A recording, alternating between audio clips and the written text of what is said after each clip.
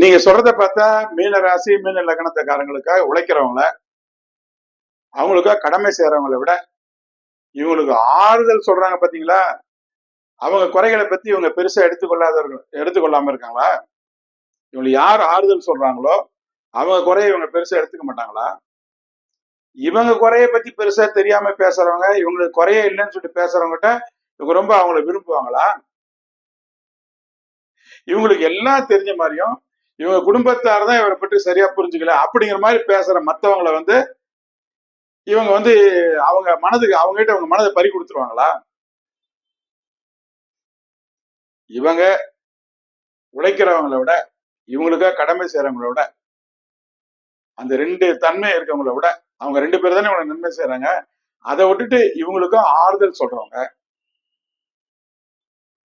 இவங்க குறைய பத்தி பெருசா எடுத்துக்காதவங்க, இவங்களை எல்லாம் தெரிஞ்சவங்க மாதிரி நினைக்கிறவங்க, இவங்க குடும்பத்தார் இவங்களை புரிஞ்சுக்கல அப்படின்னு சொல்லிட்டு நினைக்கிற மாதிரி பேசுறவங்க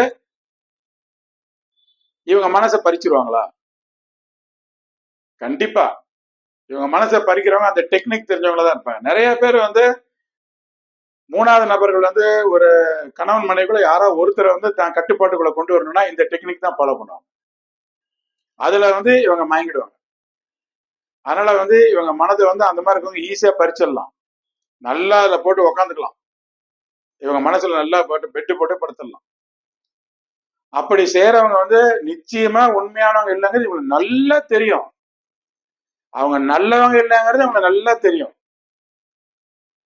இவங்க கடமை செய்யறவங்க, இவங்களுக்காக உழைக்கிறவங்க தான் நல்லவங்க, இவங்க நல்லவங்க இல்லைன்னு நல்லா தெரியும்.